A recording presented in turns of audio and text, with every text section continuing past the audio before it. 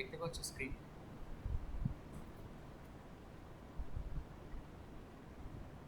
Screen দেখা যাচ্ছে?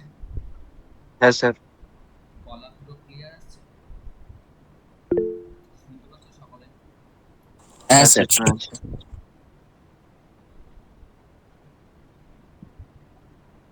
চলো দেখি আমরা একবার। আমি কিছু মিস করলে অবশ্যই মনে করিয়ে দেবো। আমাদের সম্ভবত এটা পুরোটা হয়ে গেছে। আগের দিন আমরা এখান থেকে ইলেকট্রোভ্যালেন্ট, কোভ্যালেন্ট, কোঅর্ডিনেটের আইডিয়া করেছিলাম, তাই তো? হ্যাঁ স্যার। বেশ। এখান থেকে দেখো একটা জিনিস তোমাকে দেওয়া আছে স্পষ্টত, যে hydrogen bonds in HF, water, ice, then crystal classification of solids দিয়েছে, তিন আপ ক্রিস্টালাইন সলিড আর অ্যামরফাস। যাকে আমরা প্র্যাকটিক্যাল খাতা লেখার সময় নিয়ত কার অনিয়ত কার লিখতাম। দেন তারপরে relationship between the structure this দিয়ে আছে, যা যা আছে। আচ্ছা, বলছিলাম যে তোমাদেরকে জিজ্ঞাসা করে নিচ্ছি আগে, হাইড্রোজেন বন্ডিং এ শুধুমাত্র কি এই কটা করে ছেড়ে দেবে, না ডিটেলস হাইড্রোজেন বন্ডিং পড়াবো? পুরো হাইড্রোজেন বন্ডিং গোটা class? Choice is yours. Sir পুরাটা পড়ে আছে। ঠিক আছে, চলো তাহলে হাইড্রোজেন বন্ডিং শুরু করা যাক। খাতা পেন নাও। একটা কথা দেখো তো, তুমি লিখি তাহলে এখানে যে স্যার সাউন্ড একটু আস্তে আসছে। একটু আস্তে আসছে। ঠিক আছে, মাঝে মধ্যে স্পিকারটা আসলে মুখ থেকে মানে নেমে এসে গলায় চলে আসছে, তখন আসতে বলবে মাঝে মধ্যে, অসুবিধা নেই।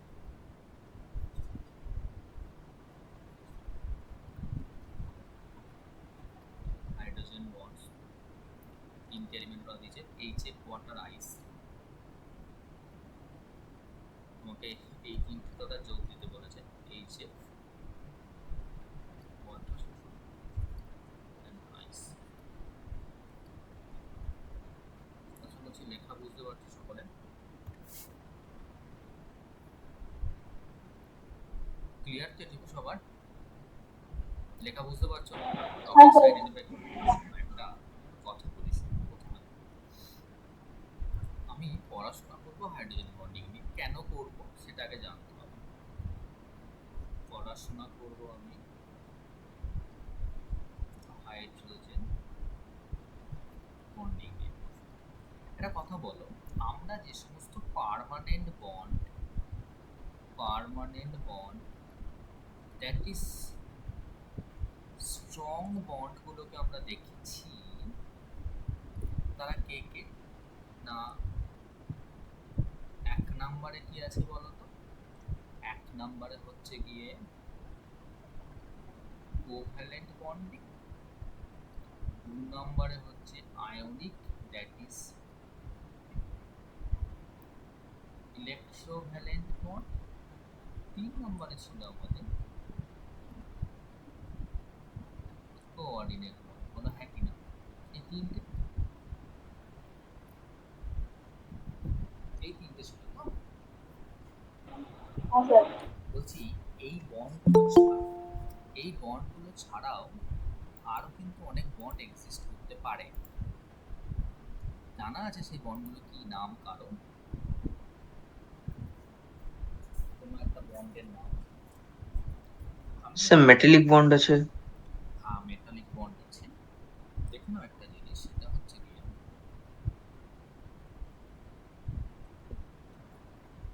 দাঁড়াও,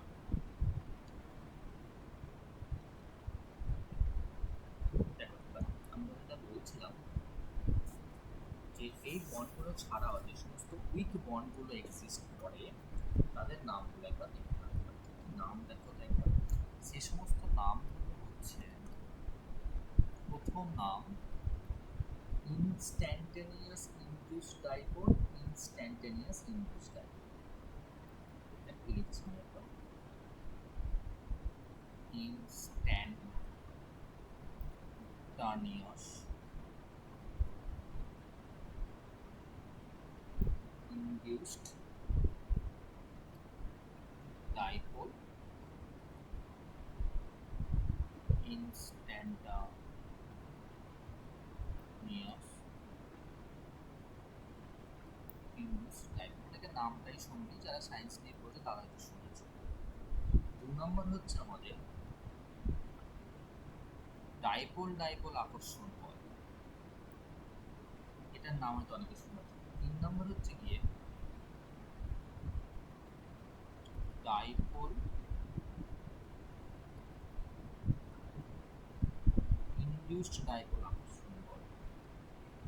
4 নম্বর হচ্ছে আয়ন ডাইপোল আকর্ষণ বল। 5 নম্বর হচ্ছে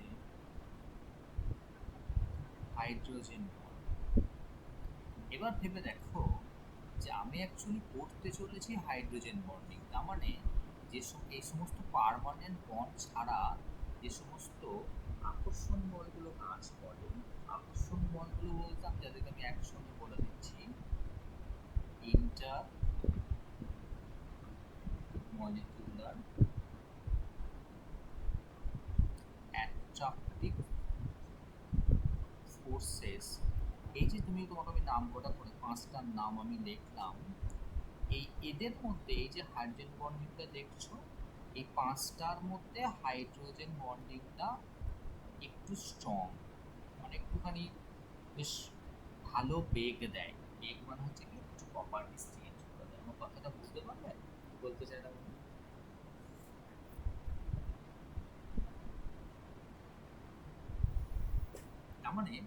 তার মানে তুমি বলতে চাইলে যেখানে hydrogen bonding is nothing but A type of electrostatic force of attraction. তো আমি বোঝাই দেবো, একটু সরলীকরণ করে দিই, তারপরে জটিল জটিল ভাষায় আমি যাব। আগে দেখো একটা জিনিস, সেটা হচ্ছে কি, তুমি নামটা কি বললে বলো তো একবার, একটু রেসপন্স করবে। নামটা বলেছে হাইড্রোজেন বন্ডিং, যা বলবে। তোমরা কি শুনতে পাচ্ছ না আমার কথা? হ্যাঁ স্যার। পাচ্ছ।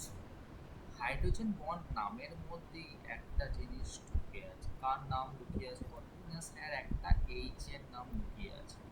এইচ কার সঙ্গে থাকলে হাইড্রোজেন বন্ড ক্রিয়েট হবে? না একটা ই এন লিখলাম। তোমার মনে প্রশ্ন আসছে, বড় প্রশ্ন, যে ই এন মানে আমি কি বলতে চাইছি? ই এন মানে বলতে চাইছি যে ইলেকট্রোনেগেটিভ কোনো এলিমেন্ট, মানে তড়িৎ ঋণাত্মক এলিমেন্ট। দেখো, ইলেকট্রোনেগেটিভ থাকলে সে তো নিজেকে ডেল্টা মাইনাস চার্জ দ্বারা সূচিত করবে, মানে তার partner that is H plus, এইচটা অ্যাকচুয়ালি ডেল্টা প্লাস হয়ে যাবে, হ্যাঁ কি না বলো? হ্যাঁ স্যার। আমি তোমাকে একটা এক্সাম্পল দেখাচ্ছি, তুমি আরো ভালো ক্রিস্টাল ক্লিয়ার বুঝতে পারবে। ধরো আমি তোমাকে বলছি আমি এইচ এক্স নিচ্ছি, আরও একটা ধরো এইচ এক্স নিলাম, ঠিক আছে? তাহলে তো এখানে এইচটা তো ডেল্টা প্লাস, এক্স তো ডেল্টা মাইনাস, এখানেও এইচটা ডেল্টা প্লাস, এক্স তো ডেল্টা মাইনাস। তাহলে এই যে এর মাইনাস, এর ডেল্টা মাইনাস আর এর ডেল্টা প্লাস পাশাপাশি থাকার দরুন এদের মধ্যে একটা আকর্ষণ বল কাজ করে। এই যে বন্ডটা কাজ করছে, এই বন্ডটার নামই হচ্ছে H bond, that is hydrogen bond. তুমি প্রশ্ন করতে পারো, স্যার আপনি তো এইচ এইচ এক্স দেখালেন, অন্য কিছু কি হতে পারে না? না, অন্য কিছু হতে পারে। অন্য কিছু কেন হবে না? দেখে নাও, একটা আমি লিখছি, এইচ এক্স নিলাম, আর ধরো একটা এইচ ওয়াই নিলাম। এখানে এইচটা যদি ডেল্টা প্লাস হয়, এক্স হবে delta minus, H delta plus হলে এক্স হবে ডেল্টা মাইনাস। তাহলে একটা কথা বলো দেখি একবার তাহলে, যে এখানে এক্স আর এইচ এর মধ্যে সম্পর্ক কি হবে? তাহলে এই তুমি বলি, স্যার এখানে তো ডেল্টা মাইনাস আর ডেল্টা প্লাসের মধ্যে আকর্ষণ বল অর্থাৎ অ্যাট্রাকটিভ ফোর্স কাজ করবে, যে অ্যাট্রাকটিভ ফোর্সটাকে আমরা কি বলছি? হাইড্রোজেন বন্ড বলছি। বলো, বুঝতে পারলো কিনা? তার মানে হ্যাঁ তুমি স্যার। এখান থেকে কনক্লুশন টানলে, তাহলে হাইড্রোজেন বন্ড, তাহলে তুমি বললে যে স্যার আমরা একটা কনক্লুশন টানতে পারি যে hydrogen bond is nothing but A electrostatic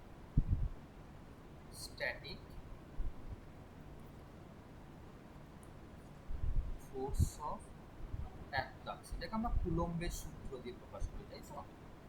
সেটাই ইলেকট্রোস্ট্যাটিক ফোর্স অফ অ্যাট্রাকশন। আমার মনে বড় বড় পাপ আসছে যে স্যার সবটা তো বুঝলাম, তাহলে ইলেকট্রোনেগেটিভ সাবস্টেন্স কাদেরকে নেবো? অনেকেই তো ইলেকট্রোনেগেটিভ, বেসিক্যালি মাথায় রাখবেন ফ্লুরিন বেসড, দেন অক্সিজেন, দেন নাইট্রোজেন, আর কেউ আসে না। কিছু কিছু কম্পাউন্ড পাওয়া যায় ক্লোরিনের। তাহলে এইগুলো যারা ভীষণ ভালো তড়িৎ ঋণাত্মক তারাই করতে পারবে। ক্লোরিনের স্পেসিফিক ফিক্সড আছে, একটার নাম হচ্ছে ক্লোরাল হাইড্রেট যত পরীক্ষায় দাও না কেন, তুমি যেই মেন দাও, নিট দাও, যাই দাও না কেন, এই দুটো এক্সাম্পল থেকে প্রশ্ন আসবে। একটা হচ্ছে কি ক্লোরাল হাইড্রেট, আর একটা হচ্ছে গিয়ে অর্থোক্লোরোফেনল। অর্থোক্লোরোফেনল আর কোনো এক্সাম্পল থেকে প্রশ্ন আসার কোনো সম্ভাবনা নেই। ক্লোরিন এই দুটো কমপ্লেক্সেই সবচেয়ে ভালো হাইড্রোজেন বন্ডিং এর ব্যাপারটা প্রদর্শন করে। বল হাইড্রোজেন বন্ডিং এর বেসিক কনসেপ্টটা ক্লিয়ার হবে?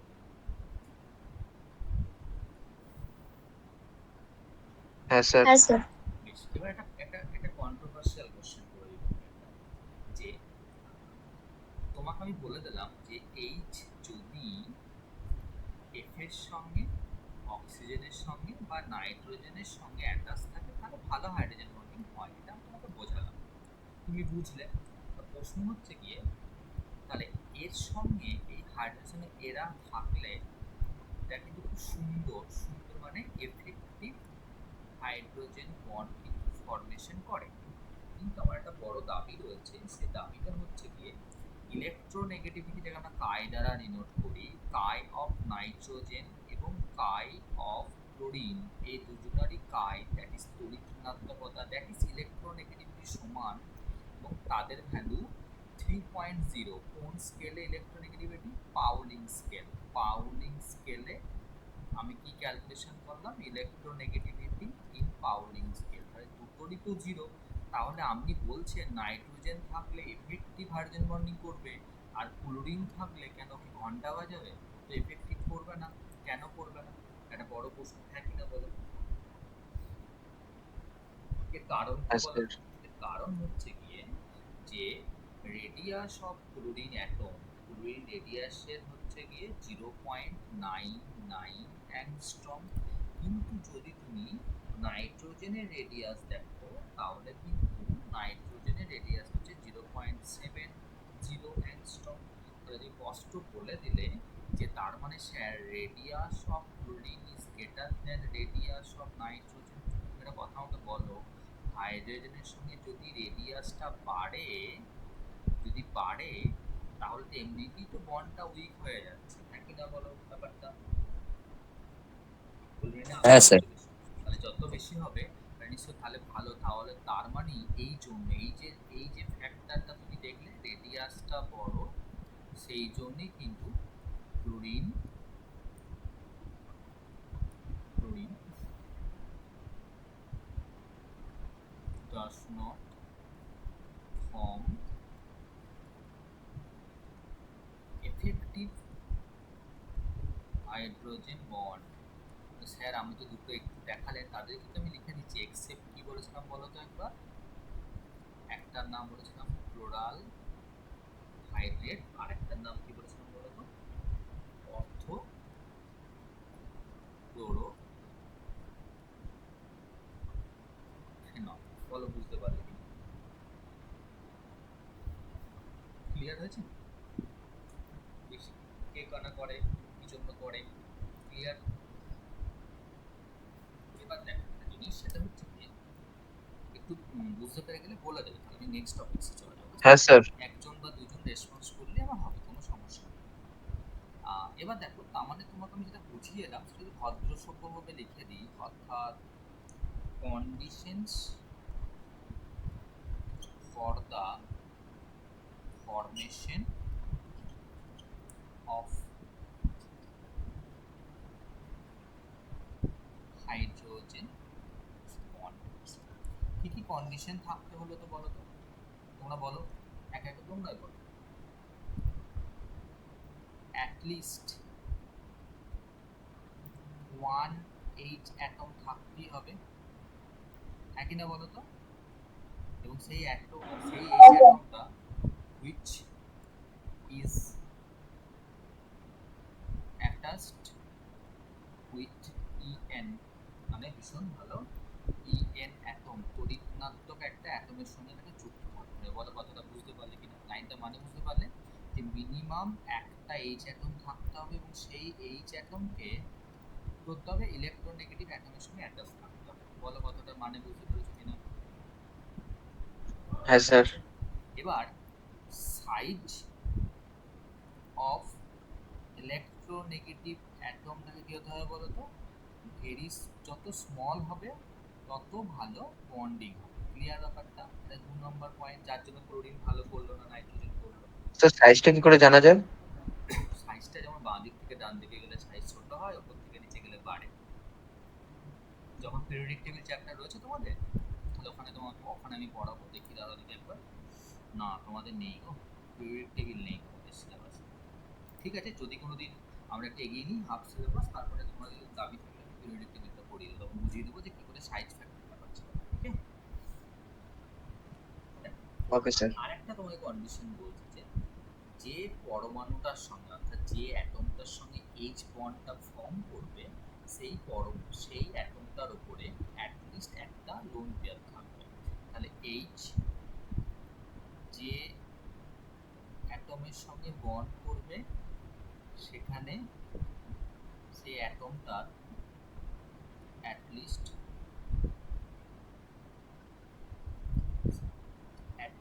One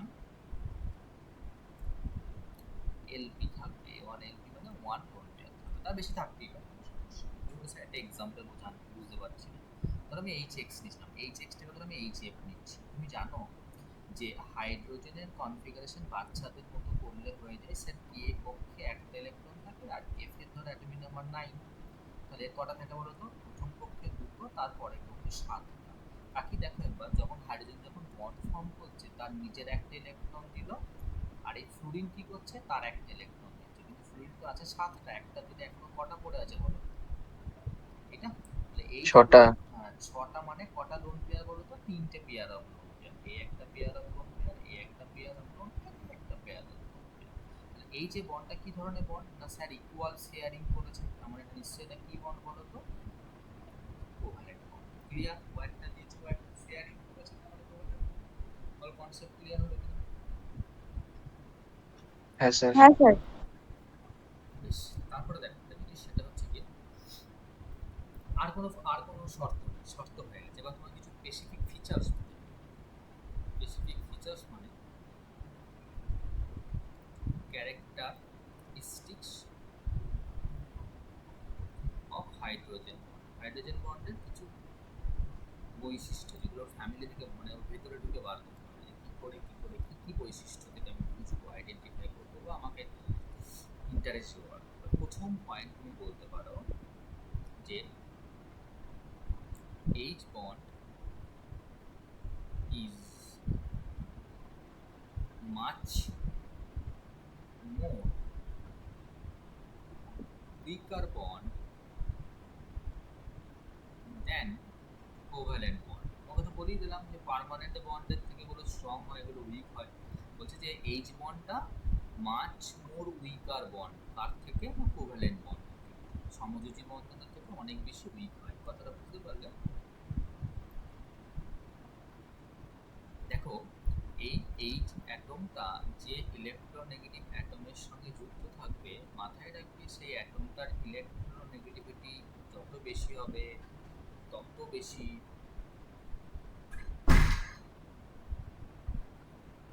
strongness of H bond তত বেশি বাড়বে। যত বেশি তড়িৎ-ঋণাত্মকতা বাড়বে, তত strongness of the H bond বাড়বে। এই পয়েন্টটা ভালো পয়েন্ট একটা, এখান থেকে অনেক প্রশ্ন ধরা যেতে পারে।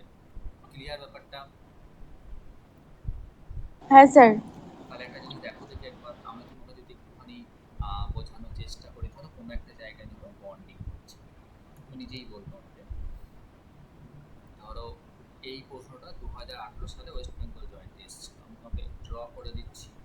এই একটা দিলাম, ধরো ও এইচ এর মধ্যে এই যে ডটগুলো হচ্ছে এইচ বন্ডের রিপ্রেজেন্টেশন। আর একটা ধরো এফ এইচ।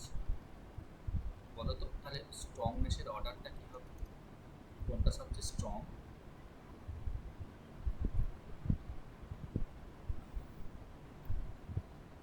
কি বলবে যে স্যার এখানে nitrogen delta minus H delta plus, oxygen delta minus H delta plus, fluorine delta minus H delta plus, আবার এই ফ্লুরিনটা হচ্ছে delta minus, oxygen delta minus, nitrogen delta minus. কিন্তু আমরা জানি chi of fluorine greater than chi of oxygen greater than chi of nitrogen. রাখবে যে এই ফ্লুরিনের ভ্যালু হচ্ছে পাউলিং স্কেলে 4.0, অক্সিজেনের ভ্যালু হচ্ছে 3.5 আর নাইট্রোজেনের 3.0। ভ্যালু মনে না রাখলেও হবে, সবচেয়ে বেশি কে ফ্লুরিন দেখায়, সবচেয়ে বন্ড স্ট্রং আর এটা, তারপরে অক্সিজেনেরটা, তারপরে নাইট্রোজেন। কি করে বুঝলাম না, তুমি এখনই বলে এলে যে ইলেকট্রোনেগেটিভিটি বাড়লে তাহলে কি হয়ে যায়, তাদের বন্ডের এনার্জি কি হয়ে যায় বলতো, বেড়ে যায়। বুঝতে পারলে কথাটা? ক্লিয়ার হয়েছে?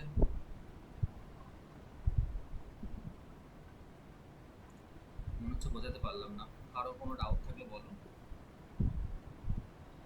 হ্যাঁ স্যার, বুঝেছি। কারো কি ডাউট থাকলে বলো, হেজিটেশন করো না।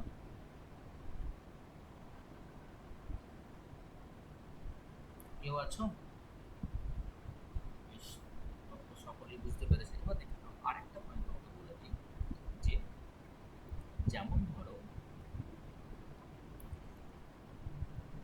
কোভালেন্ট বন্ডের নির্দিষ্ট কি আছে বলো তো, একটা ডিরেকশন আছে। সেরকম ভাবে তুমি বলতে পারো যে হাইড্রোজেন বন্ড এদের ডিরেকশন ঠিক মানে প্রেজেন্ট। ওকে, বলো স্যার এই বুঝতে পারলাম না। যেমন ধরো ডিরেকশন মানে? ডিরেকশন ধরো HCl বললাম, ঠিক আছে? HCl মানে কি বলতো, HCl মানে হচ্ছে কি হাইড্রোজেন ক্লোরাইড, তো এটা ডেল্টা প্লাস হয়, এটা ডেল্টা মাইনাস হয়, তার মানে এদিকে ইলেকট্রনটাকে মুভ করিয়ে নিচ্ছে, যেহেতু তোর তড়িৎ ঋণাত্মকতা বেশি, এটাকে ডাইপোল মোমেন্ট বলা হয়। আর ইলেকট্রন ডেন্সিটি এদিক থেকে এদিকে শিফট, নির্দিষ্ট একটা অভিমুখ আছে, এটাকেই বলা হচ্ছে ডিরেকশন আছে।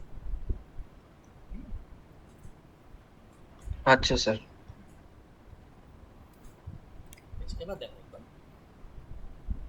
এবার আমরা পুরো এর ডিটেলস হয়ে গেছে, এবার আমরা টাইপস করব, দেন তারপর আমরা অ্যাপ্লিকেশন শিখবো, তাহলে হয়ে যাবে।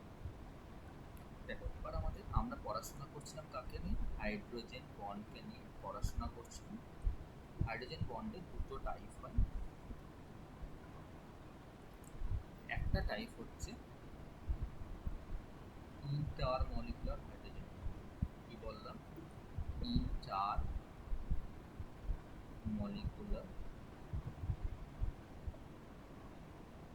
Hydrogen bond. আর একটা টাইপ হচ্ছে আমাদের ইন্ট্রা মলিকুলার। ইন্ট্রা শব্দটিতে নজর দেবে, ঠিক আছে? Intra molecular hydrogen bond. তোমাকে স্পেসিফিকলি দেখিয়ে দিচ্ছি, একটা হচ্ছে ইন্টার ছিল, একটা ইন্ট্রা ছিল। ইন্টার মানে যাকে আমরা কি বলি বলো তো, বাংলায় বলতাম আন্তরাণবিক।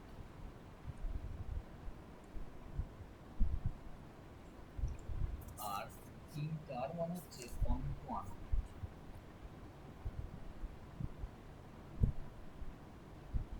বাংলা জানার দরকার নেই, হিন্টস পাবে, সেই জন্য ইংরেজিটাই মনে রাখবে। তোকে বুঝিয়ে দিচ্ছি আগে, কারণ স্পেসিফিক ফিচার্স রেখে তুমি কি করে বুঝবে কোনটা ইন্ট্রা হচ্ছে কোনটা ইন্টার হচ্ছে। দেখো একবার একদম সবাই বাংলা বোঝো তো? না স্যার, একটু ইংলিশ আমার। বেশ, আমি তো ইংলিশে লিখছি, সেম অর ডিফারেন্ট মলিকুলস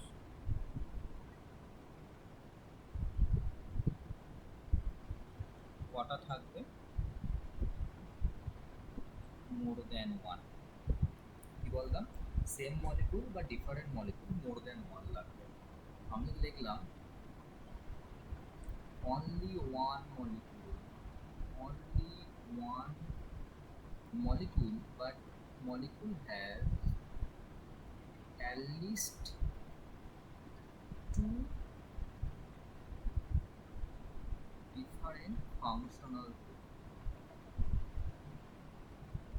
তাহলে তুমি বুঝতে পারবে কটা মলিকুল নিচ্ছি, তার উপর ডিপেন্ড করে তুমি বলে দিতে পারবে। কি বললাম তাহলে বলো তো, সেম মলিকুল বা ডিফারেন্ট মলিকুল কটা থাকবে, মোর দ্যান ওয়ান। কত ইম্পর্টেন্ট, এখানে অনলি একটা মলিকুল থাকবে, সেই মলিকুলের at least two different functional group থাকবে।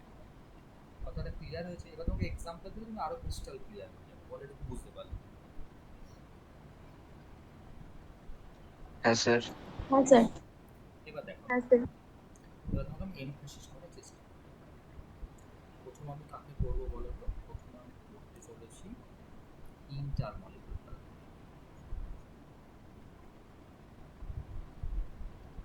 Intermolecular hydrogen bond. আমি তোমাকে কি হিন্টস দিয়েছিলাম বলো তো? সেম বা ডিফারেন্ট মোর দ্যান ওয়ান মলিকুলস। দেখো, ধরো আমি তোমার এইচএফ নিচ্ছি। দেখো এইচএফ একটা নিলাম, দুটো নিলাম, একটু কায়দা করে করে লেখা, তিনটে নিলাম, চারটে নিলাম, ওরা নিতে পারে মেয়ে হবে। তুমি বলে স্যার এইচএফ এ এইচ গুলো ডেল্টা প্লাস আর এইচ গুলো ডেল্টা মাইনাস, এটুকু সবাই একমত।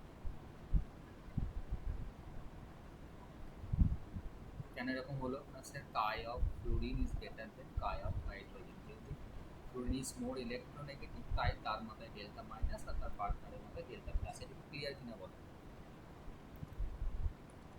হ্যাঁ দেখো স্যার। তো, এর ডেল্টা মাইনাস কি করবে? এই এইচ প্লাস কে নেবে, অর্থাৎ ডেল্টা প্লাস কে নেবে, এর ডেল্টা মাইনাস এর সঙ্গে নেবে, এর ডেল্টা মাইনাস একে নেবে, এরকম করে কি হবে বলো তো? চলতেই থাকবে। যে কটা এইচ এর মলিকুল জুড়ে যাচ্ছে বলো তো? স্যার আমি তো দেখতে পাচ্ছি না, এন সংখ্যক জুড়ে যাচ্ছে। এন সংখ্যক মলিকুল তার মানে একটা কি বলো তো? অ্যাসোসিয়েটেড কন্ডিশনে থাকছে।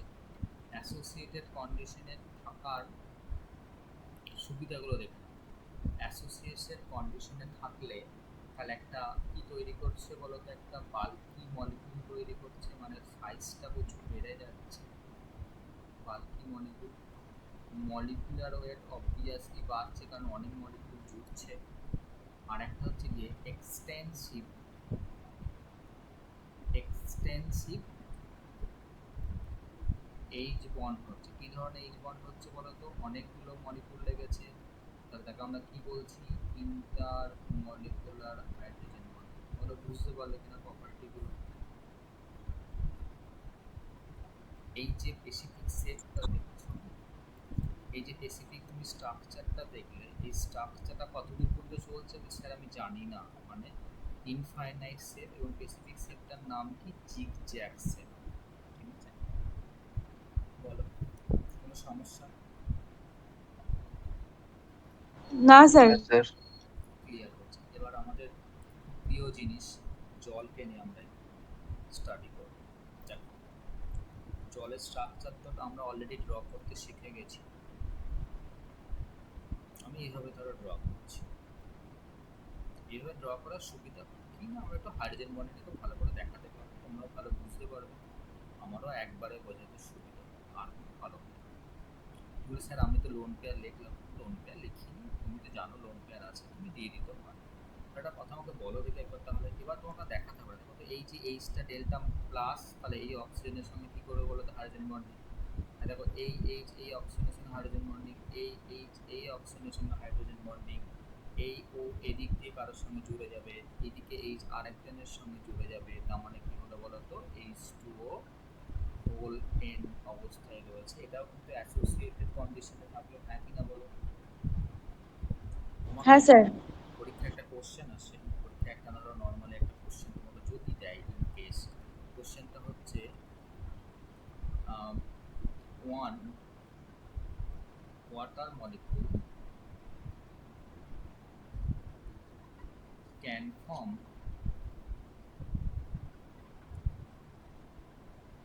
maximum dash number of hydrogen bond।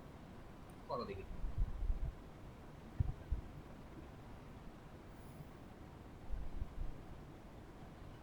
হবো একটু adjust।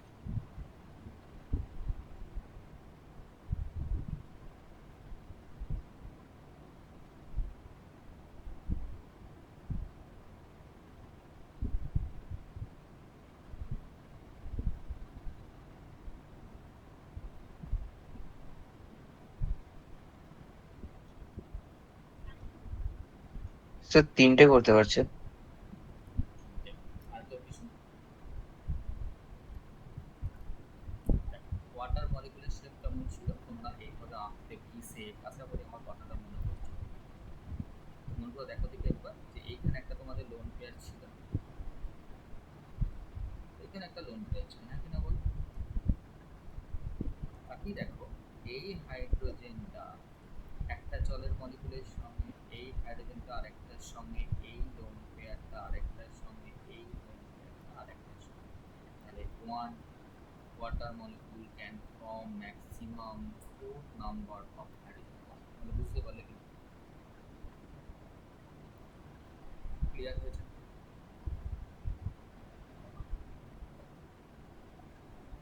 হয়েছে না হয়নি? স্যার লোন পেয়ারটা বুঝতে পারলাম না। মানে এটা কি হলো?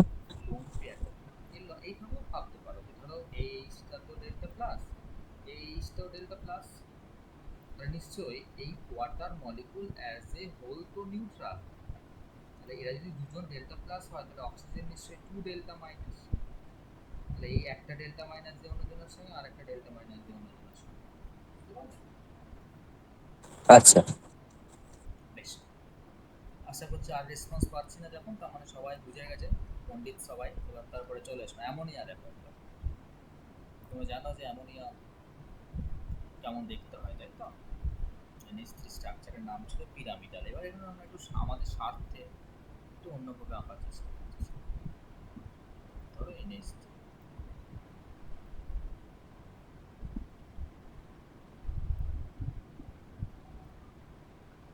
এখানে NH3 করলাম,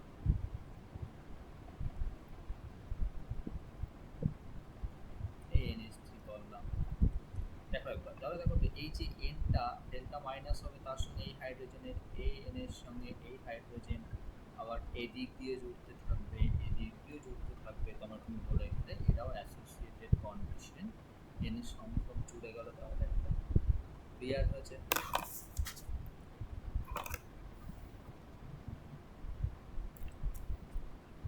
হ্যাঁ স্যার। এবার তোমাদের পরীক্ষার হলে নিট পরীক্ষায় নর্মালি দেয়, যদি তোমাকে মাস্টারমশাই চায় যে বাঁশ দেবো আর কি, করতে দেবো না, সেটা দেখো তো আমরা এই ভদ্রলোককে নিশ্চয়ই চিনি। এর নাম কি?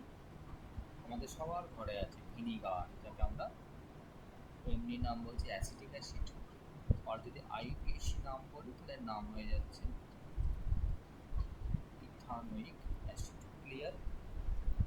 দেখো আমি দুটো ফেজ নিচ্ছি, একটা নিচ্ছি বাষ্পীয় অবস্থায় ভেপার ফেজ। ভেপার ফেজ মানে যেখানে মলিকিউলগুলোর মুভমেন্ট অনেক বেশি হবে, গতি বেগ, একই না বল? বাকি দেখো একবার আমি ধরো অ্যাসিটিক অ্যাসিডটাকে আঁকছি CH3 COOH, একদম তার স্ট্রাকচারাল গঠন আঁকলাম, ঠিক না? আর একটা মলিকিউল নিচ্ছি, সেটাও তো CH3COOH। বলো দুটো মলিকিউল আমি নিলাম তো? তোমরা স্পষ্ট তাকিয়ে দেখো দেখি, দেখো এর এই যে ও ডেল্টা মাইনাস আর এইচ ডেল্টা প্লাস, আবার দেখো এর এইচ ডেল্টা প্লাস আর ওর অক্সিজেন ডেল্টা মাইনাস। বলো জুড়লো কি জুড়লো না? তার মানে তুমি বলে দিলে স্যার এখানে CH3COOH দুটো মলিকিউল জুড়লো, তাই হোল টু লিখলাম। দুটো মলিকিউল জুড়লো মানে ডাই মার তৈরি করলো, মনোমার থেকে ডাইমার। বলো বুঝতে পারলে কিনা? হ্যাঁ স্যার। এবার যদি তোমাকে কোনো সময় বলে দেয় যে না এটা লিকুইড স্টেটে, লিকুইড ফেজে যখন থাকবে বা লিকুইড স্টেটে যখন থাকবে তখন তার তুমি স্ট্রাকচার ড্র করো, তখন দেখো কি হচ্ছে। একবার আমি ধরো CH3COOH, এই হচ্ছে আমার স্ট্রাকচার। আমি করছি কি, আর একটা মলিকুল নিচ্ছি। এবার নজর দাও স্ক্রিনের দিকে, দেখো এর অক্সিজেনের সঙ্গে এর হাইড্রোজেন, দেখো এদিক দিয়ে বন্ডিং তৈরি হবে, এই দিক দিয়ে বন্ডিং তৈরি, তাহলে দেখো তো এখানে কিন্তু CH3CO ডাইমার নয়, এখানে কিন্তু এন সংখ্যক জুড়ে গেল, এখানে কি তৈরি হবে বলো তো? পলিমার তৈরি হবে। বলো বুঝতে পারলে কিনা?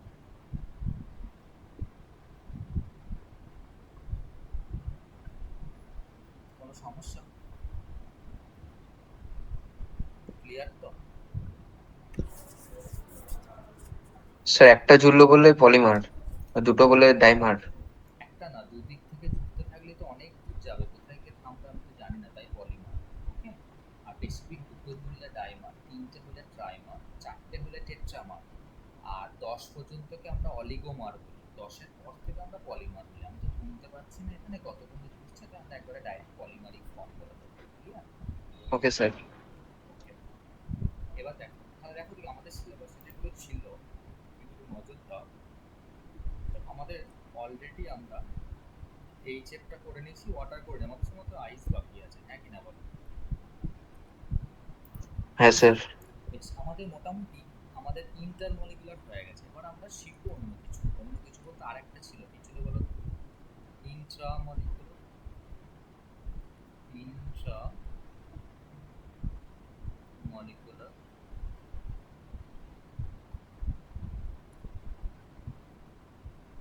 Hydrogen bond. আমি তোমাকে কি শর্ত দিয়েছিলাম বলো তো, যে এটা হচ্ছে কি, তোমাকে আমি স্টার মার্কার শর্ত দিয়েছিলাম যে অনলি one molecule থাকবে, but that molecule should have at least two different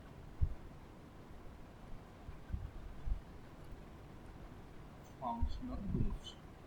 Functional groups টা বোঝো তো? ফাংশনাল গ্রুপ বোঝো, যেমন অ্যালকোহলের জন্য OH হয়, অ্যালডিহাইডের জন্য CH হয়, কিটোনের জন্য CO হয়, অ্যাসিডের জন্য COH হয়, তারপরে ধরো ইথারের জন্য এটা হয়, অ্যামিনের জন্য NH2 হয়, নাইট্রোর জন্য NO2 হয়। দেখো ক্লাস 10th লেভেলে লাস্ট চ্যাপ্টার ছিল ফিজিক্যাল সায়েন্স বইয়ের, মনে পড়ছে তো? স্যার ভুলে গেছি। যাক, এখন জেনে নিলে তো সমস্যা নেই আসলে। না স্যার। দেখো, এবার আমি তোমাকে বুঝিয়ে তোমার সে প্রথম ডাউট ক্লিয়ার করি। স্যার, আপনি বলেছিলেন স্যার গুগল এটার টেবিল আছে না? হ্যাঁ, গুগলে সব পেয়ে যাবে। তুমি প্রথমে একটা বলেছিলে মনে আছে, যে chlorine actually effective hydrogen bond গঠন করে না, নাইট্রোজেন করে, কিন্তু ক্লোরিনের দুটো এক্সেপশন ছিল, একটা ক্লোরাল হাইড্রেট আর একটা অর্থো ক্লোরোফেনল। আমি ওই দুটোকে আগে আনবো। দেখো দেখি একবার, দেখো এটা কিন্তু স্ট্রাকচারের নাম জানতে হবে, নাহলে কিন্তু তুমি মুরগি হয়ে যাবে। অর্থো ক্লোরোফেনল। আগে দেখো তো, এর বাবা খুঁজতে হবে। এর বাপকে, এর বাপ হচ্ছে যে লাস্টে থাকে অর্গানিক নোমেনক্লেচারে, সে হচ্ছে আসল বাপ। ফেনল, ফেনলের স্ট্রাকচার হচ্ছে বেঞ্জিন রিং এর সঙ্গে OH। আমি একটা বেঞ্জিন রিং আঁকছি, তার সঙ্গে কী হয় বলে তোমাদের একটা OH বললাম। ধরো OH-টাকে আমি এইভাবে রিপ্রেজেন্ট করছি। ওকে, আর তার অর্থ পজিশনে ক্লোরো থাকে। অর্থ পজিশন মানে এই পজিশনটাকে অর্থ পজিশন বলা হয়। এখানে ক্লোরিন আছে। তাহলে তোমার মনে প্রশ্ন কি আসছে না, স্যার এখানে হাইড্রোজেন তো ডেল্টা প্লাস হবে আর ক্লোরিন তো ডেল্টা মাইনাস, তাহলে এদের মধ্যে কি হলো, তাহলে একটা হাইড্রোজেন বন্ডিং। এই যে হাইড্রোজেন বন্ডিংটা হলো, এই হাইড্রোজেন বন্ডিংটা হলো একটাই মলিকুল, কিন্তু টু ডিফারেন্ট ফাংশনাল গ্রুপ। কি ফাংশনাল গ্রুপ ছিল? ফেনল থেকে OH আসছে আর ক্লোরো থেকে Cl আসছে। তাই এটা হচ্ছে আমাদের কি না, ইন্ট্রা মলিকুলার হাইড্রোজেন বন্ড। বলছিলাম যে অর্থ ব্যাপারটা কেউ বুঝতে পেরেছো না? আমি একটু আরেকটু অর্থ মেটা প্যারা নিয়ে ডিটেলিং করে দেবো, তোমাদের যেটা দাবি থাকবে। স্যার একবার বলে দিন না। বেশ, এটা দেখে নাও একবার, একবার বলে ডিসকাস করে দিই তোমাদেরকে। সেটা হচ্ছে গিয়ে, ধরো আমি একটা বেঞ্জিন রিং আঁকছি। তুমি এটা করতে পারো, অথবা তুমি এটা করতে পারো। এটা রেজোনেটিং স্ট্রাকচার বলা হয়। এগুলোকে ওভারঅল রিপ্রেজেন্ট করা হয় এইভাবে। এর মধ্যে ডাবল বন্ডটা থাকছে, বা ডাইরেক্ট তুমি এইভাবে গোল দিয়ে দাও, তারা থাকলে গোল দিয়ে দাও। এখানে একবার ধরো আমি একটা বেঞ্জিন রিং আঁকছি। দেখো 6টা পজিশন আছে। এই পজিশনগুলো কি জানো? এসব কার্বন। কি বললাম? কার্বন। এর ফর্মুলা C6H6, এর নাম হচ্ছে বেনজিন। কিন্তু স্যার আমি বুঝতে পারছি না কোথা থেকে আপনি সি বলছেন। দেখো এই যে পয়েন্টগুলো সব কি আছে বলো তো, সি আছে এইখানে, বোঝাই দেখো সি সি সি সি, এটাও সি আছে। তো মোট কটা কার্বন বলো তো তাহলে, মোট কটা কার্বন আছে বলো? 6টা। দীপঙ্কর বিশ্বাস তোমাদের ক্লাসে? হ্যাঁ স্যার।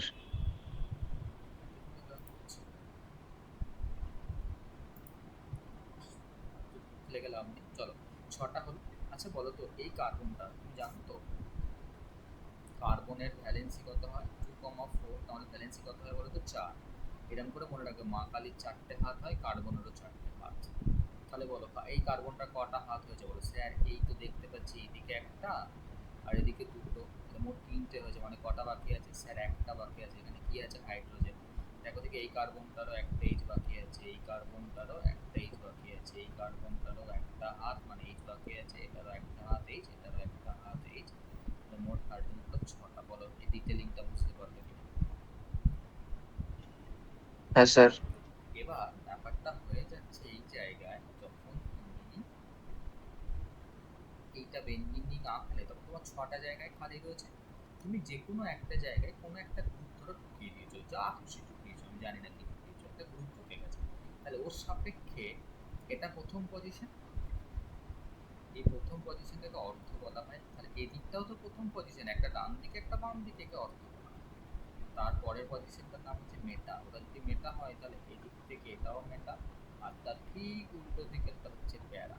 তার মানে অর্থকে আমরা ও দিয়ে রিপ্রেজেন্ট করব, মেটাকে আমরা এম দিয়ে রিপ্রেজেন্ট করব, প্যারাকে আমরা পি দিয়ে রিপ্রেজেন্ট করব। যদি বুঝে যাও তাহলে আমাকে বলো দেখি, যদি ধরো আমি এরকম করে রিংটা মানে শুইয়ে দিয়েছি, যদি আমি এইখানে কোনো একটা গ্রুপ ধরে ঢুকিয়ে দিয়েছি, এর সাপেক্ষে অর্থ কোনটা? না স্যার এই পাশেরটা অর্থ, এটা অর্থ স্যার, তারপর থেকে 2 নম্বরেরটা মেটা, আর এক্স্যাক্ট উল্টো দিকেরটা প্যারা। বলো বুঝতে পারো? হ্যাঁ স্যার। হ্যাঁ স্যার। তাহলে নিশ্চয়ই তুমি বুঝতেই পারছো যে এই যে আমাদের এই গ্রুপটা আছে, আমাদের যে এই গ্রুপটা ছিল, এই গ্রুপটা তো এই কার্বনের সঙ্গে যুক্ত, তাহলে তার সাথে এটা অর্থ পজিশন, তাই দেখো নাম হচ্ছে অর্থ ক্লোরোফিল। বোঝা গেছে? তাহলে স্যার সিএলটাকে আমরা উপরেও তো দিতে পারতাম। যে কোনো জায়গায় দাও, কোনো ব্যাপার না। তুমি উপরে কেন, এইখানেও দিতে পারতে, এইখানেও দিতে পারতে, ওইচকে যেখানে খুশি দিতে পারতে। ঠিক আছে, ক্লিয়ার হয়েছে? একটা গ্রুপকে দিয়ে ফেলার পরে, দাও এটা দিয়ে ফেলেছো, এটা যদি তুমি দিয়ে ফেলো এখানটা করে, তারপরে বাকিগুলো ফিক্সড। এখানে দিয়ে ফেলেছো, তারপর এটা অর্থই হলো, এখানে দিয়ে ফেলে এটা দুই অর্থ, মানে একটা গ্রুপ ঢুকিয়ে দেওয়ার পরে তারপর বাকিগুলো নির্দিষ্ট শর্ত মেনে আসবে। ওকে, বলো হয়েছে নাকি একটা? হ্যাঁ স্যার। এবার দেখো ক্লোরাল হাইড্রেট। ক্লোরাল হাইড্রেটের ফর্মুলা নিশ্চয়ই কেউ জানো না? আচ্ছা দেখছি তো জানো। দেখো এর ফর্মুলা হচ্ছে, কি নামটা বললাম, ক্লোরাল হাইড্রেট, CCl3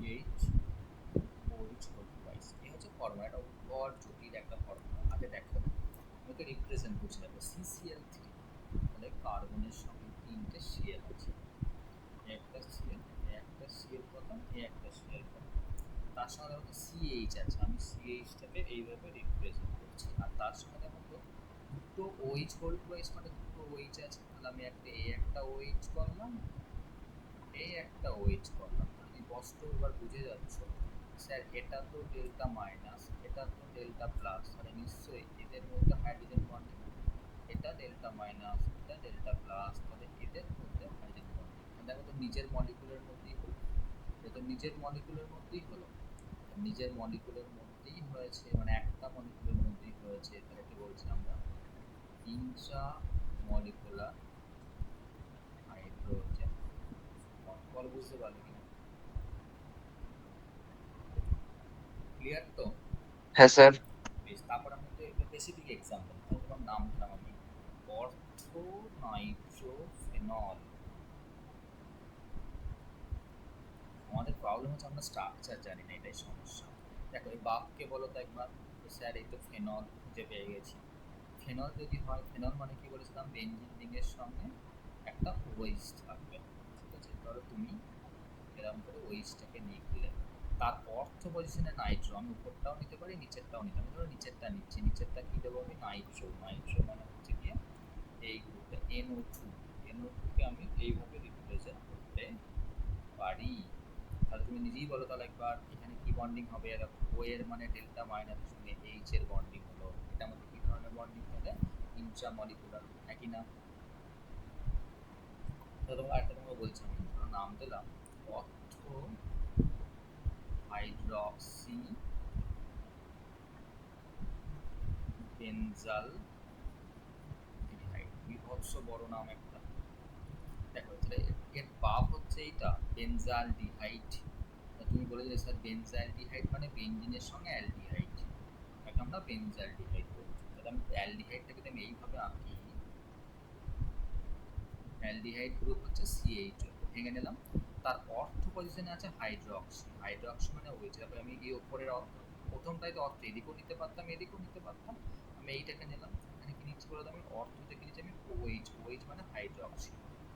তুমি নিশ্চয়ই বা দেখো স্পষ্ট চোখে দেখতে পেয়ে গেছো স্যার এর এইচ এর সঙ্গে এর অক্সিজেনের বন্ডিং। বলো ক্লিয়ার হয়েছে কিনা? ইন্ট্রামলিকুলার, হ্যাঁ স্যার। আচ্ছা বেশ। এবার দেখো আমাদের আর কিছু নেই হাইড্রোজেন বন্ডিং এর থিওরি পার্ট, এবার আমি অ্যাপ্লিকেশন শিখবো কিছু। কি শিখবো? আমরা শিখবো এবার হচ্ছে গিয়ে effect of hydrogen bond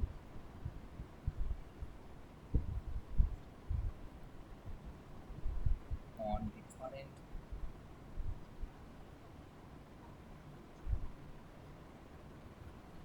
properties of compounds। দেখো তোমাদের কাছে প্রপার্টি মানে দুটোই আছে, ফিজিক্যাল প্রপার্টিস, কেমিক্যাল প্রপার্টিস, একই না বলো? দেখো তুমি বলেছিলে হাইড্রোজেন বন্ডিং হওয়া মানেই মিনিমাম একটা মলিকুলের নিজেদের ফাংশনাল গ্রুপের মধ্যে হাইড্রোজেন বন্ড হওয়া, যাকে আমরা ইন্ট্রামলিকুলার বলছি, বা সেম অর ডিফারেন্ট মলিকুলগুলোর মধ্যে এক্সটেন্সিভলি হাইড্রোজেন বন্ড হওয়া, যাকে আমরা ইন্টারমলিকুলার বলছি। ক্লিয়ার হয়েছে? এইগুলো যদি হয়, তোমরা কি বলেছিলে বলো তো, আর যা হয় হয়, এটা যেহেতু অ্যাসোসিয়েট কন্ডিশনে আসছে, তাই এদের মলিকুলার ওয়েট বাড়বে না কমবে বলো তো? মলিকুলার ওয়েট অলওয়েজ কি হবে তাহলে বলো তো? বাড়বে, ঠিক আছে? আর এই মলিকুলার যদি বাড়ে তাহলে কোন কোন প্রপার্টিসের ওপর ওরা এফেক্ট ফেলে, ভালো করে শুনবে। কী কী প্রপার্টিস এফেক্ট ফেলতে পারে? এরা ফেলতে পারে, এরা মেল্টিং পয়েন্টের ওপর প্রভাব ফেলতে পারে, মেল্টিং পয়েন্ট বাড়িয়ে দিতে পারে বা কমিয়ে দিতে পারে।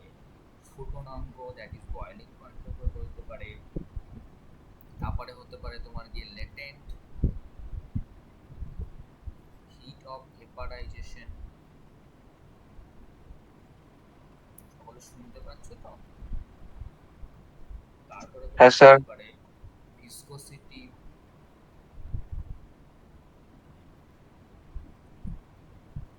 ভিসকোসিটিটা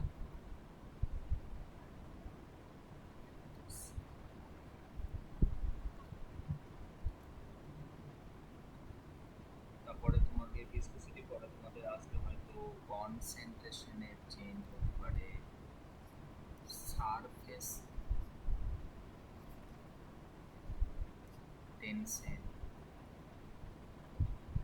আর কি হতে পারে এক্সেট্রা। এত কোনো প্রপার্টি আমাদের বেসিক্যালি পরীক্ষায় যেগুলি প্রশ্ন করলে কোনো কোনো কম্পিটিটিভ, এই basically melting point, boiling point, viscosity, এখান থেকেই চলে নর্মালি প্রশ্ন। কমন এক্সাম্পল চেষ্টা করি, সাপোজ ধরো তোমরা সেই আইসোমেরিসিস পড়েছো, একটা কোশ্চেন ধরো C2H6O, এটা একটা কি বলতো, কোনো কিছুর একটা মলিকুলার ফর্মুলা, এবার এটা দিয়ে কিন্তু দুটো কম্পাউন্ড আমরা ভাবতে পারি। ধরো আমি একটা কম্পাউন্ড ভাবলাম CH3 CH2OH, যাকে আমরা কি বলি বলতো, ইথাইল অ্যালকোহল, অর্থাৎ পানের যোগ্য মদ। আরেকটা কম্পাউন্ড ভাবলাম আমরা CH3OCH3, এর নাম হচ্ছে ডাই মিথাইল ইথাইল। যখন অর্গানিকে আসবে তখন এটা আসবে মোমেন্টের কাছে, আপাতত একটু কথা বুঝতে পারবে না। এবার প্রশ্ন হচ্ছে গিয়ে, তোমাকে প্রশ্নে বলে দিয়েছে, বলছে যে দুজনেরই তো মলিকুলার ওয়েট সেম। দেখো এরও যা এর মলিকুলার ওয়েট কথা হবে বল, তুমি বলে স্যার কার্বন দুটো আছে, তাহলে 2 × 12, হাইড্রোজেন 6টা আছে, মানে 1 করে গুণ হবে, আর অক্সিজেন একটাই আছে 16, তাহলে আমাদের 46 হয়ে যাচ্ছে। তাহলে এর যদি 46 হয়, তাহলে এরও কত হবে, 46 হয় মলিকুলার ওয়েট, এরও হবে 46।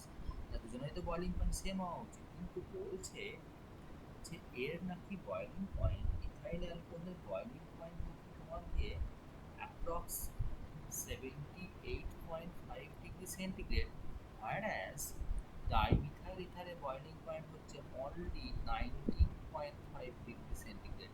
প্রশ্ন হচ্ছে গিয়ে তুমি কেন বলো, মানে এক্সপ্লেন করো। কোনো আইডিয়া মাথায় আসছে আমার কোশ্চেনটা বলতে পারলাম আমি?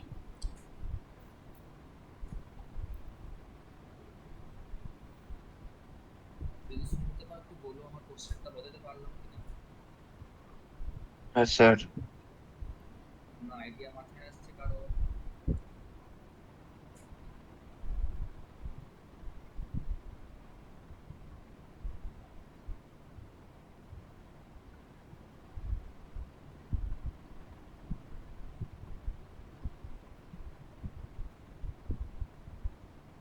কেউ কিছু বলবে?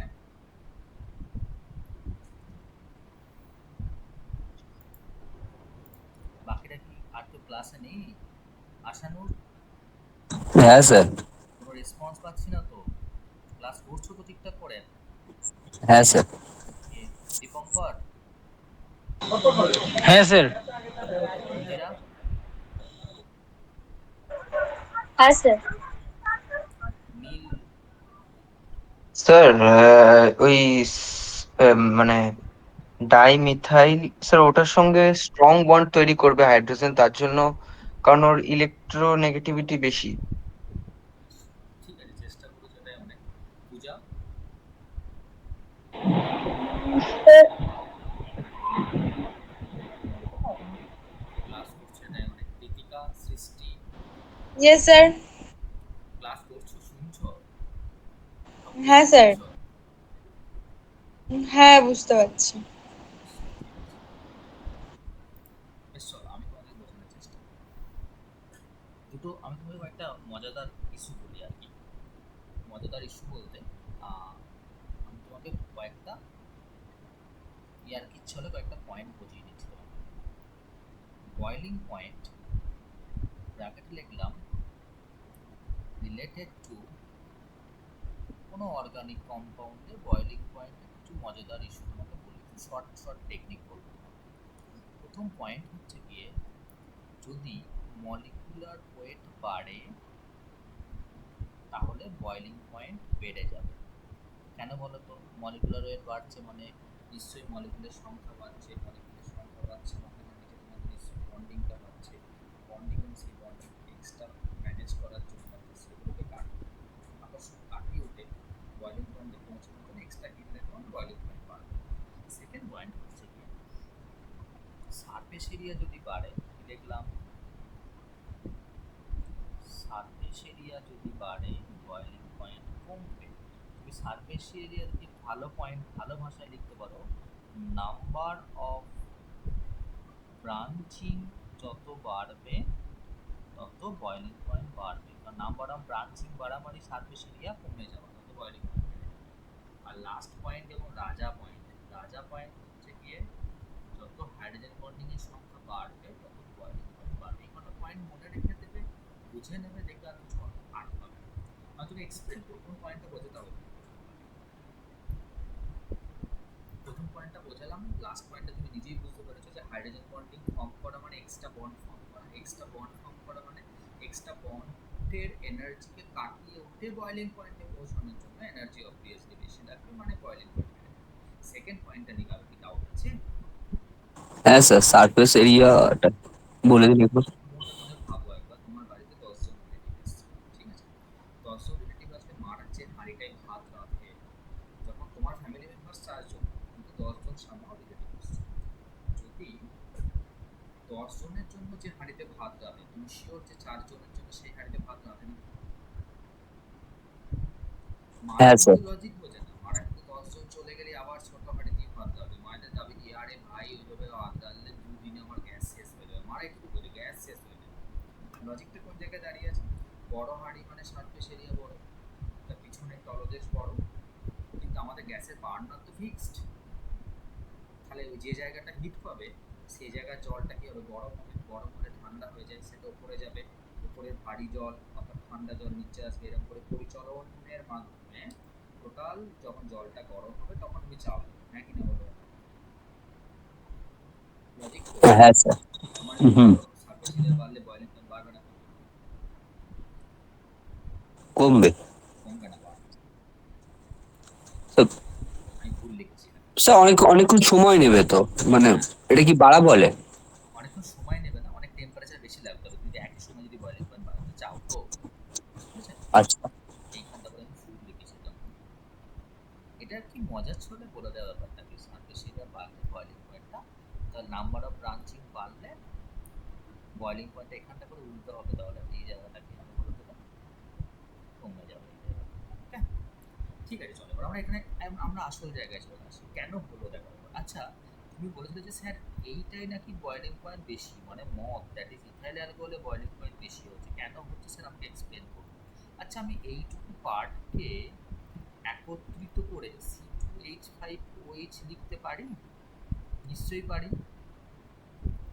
দুটো কার্বন, 5টা হাইড্রোজেন লিখতে পারি। আমি এবার তোমাকে ভেঙে ভেঙে বোঝানোর চেষ্টা করি। ধরো C2H5 লিখলাম, আর তার সঙ্গে কি অ্যাটাচ আছে বলো তো? OH অ্যাটাচ আছে। আর একবার আবার একটা ইথাইল অ্যালকোহল নিয়ে নিলাম। এখানে দেখো তো আমি আর একটা ইথাইল অ্যালকোহল নিচ্ছি।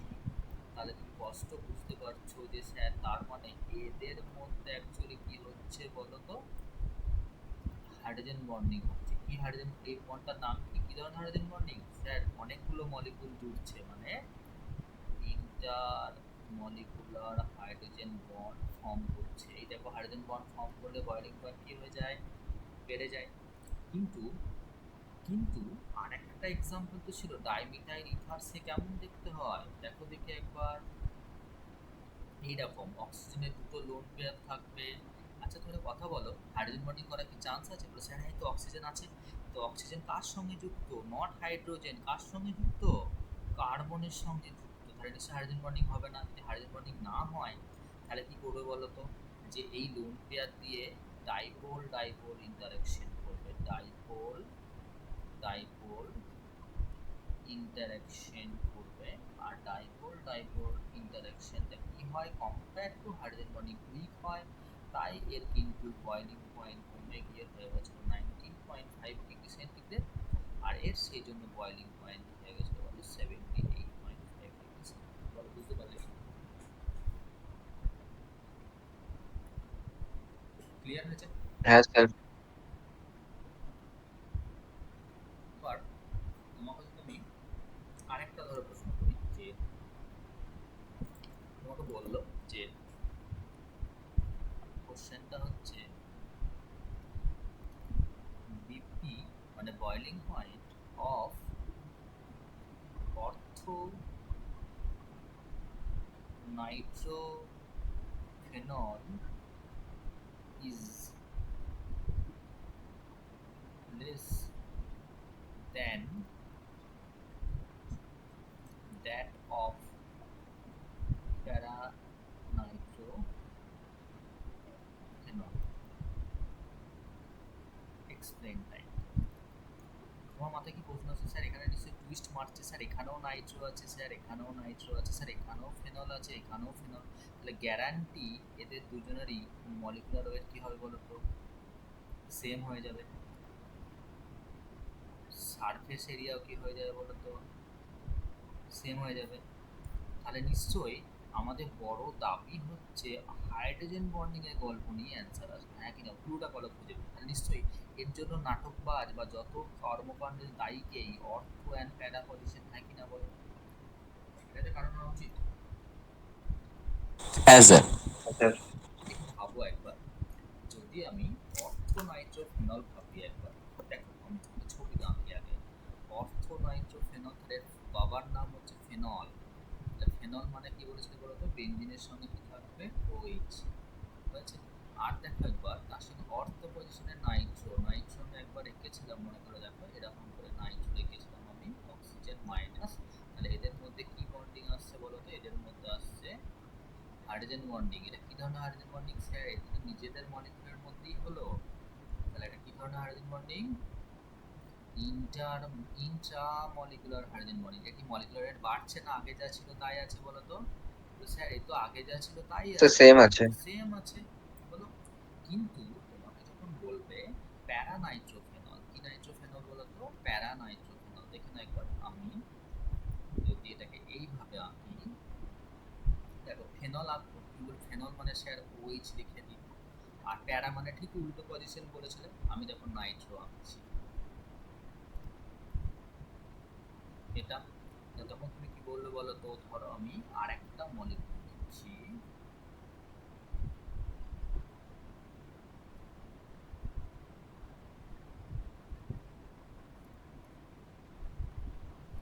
তখন তুমি কি স্পষ্টত বুঝতে পারছো স্যার এদিকের হাইড্রোজেন দিয়েও যুক্ত হচ্ছে, এদিকের অক্সিজেন এই হাইড্রোজেনের সঙ্গে যুক্ত হচ্ছে, এদিক দিয়েও যুক্ত হচ্ছে।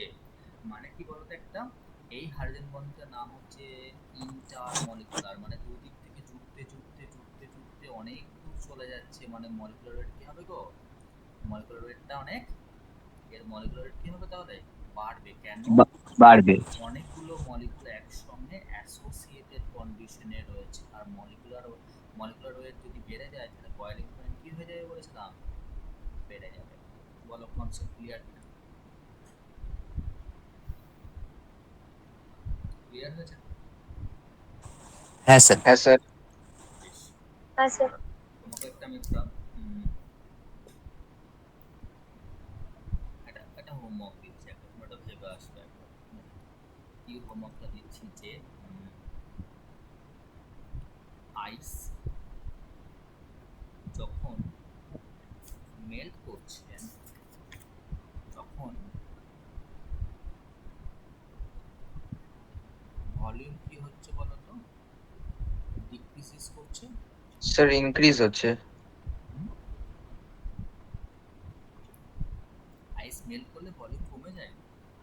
ও স্যার, স্যার কমে যাচ্ছে। অথবা তুমি এটাকে এইভাবেও ভাবতে পারো যে density of water is less than that of water. কেন? এটা তোমার বাড়ির কাজ। আমার স্লাইড শেষ হয়ে গেছে অলরেডি। যাই হোক, হাইড্রোজেন বন্ডিং এর টোটাল ডিটেলিং বলে দিচ্ছি। অ্যাপ্লিকেশন তো দুটো তিনটে টাইপ করালাম, আরও অনেক অ্যাপ্লিকেশন এদিক ওদিক পাবে। তোমাদের কি পুরো কনসেপ্ট ক্লিয়ার আছে? হাইড্রোজেন বন্ডিং কি, ব্যাপারটা কেন হলো, হ্যাঁ স্যার। ক্যারেক্টারিস্টিক্স, শর্ত, কি এক্সেপশন থাকতে পারে, টাইপস হিসেবে তার এক্সাম্পল, অ্যান্ড দেন তার অ্যাপ্লিকেশন বলো, বুঝতে পারবে না পুরোটা?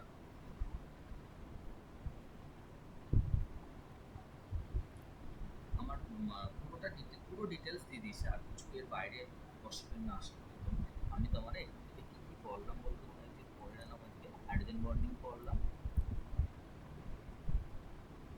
টাইপস অফ হাইড্রোজেন বন্ডিং পড়লাম,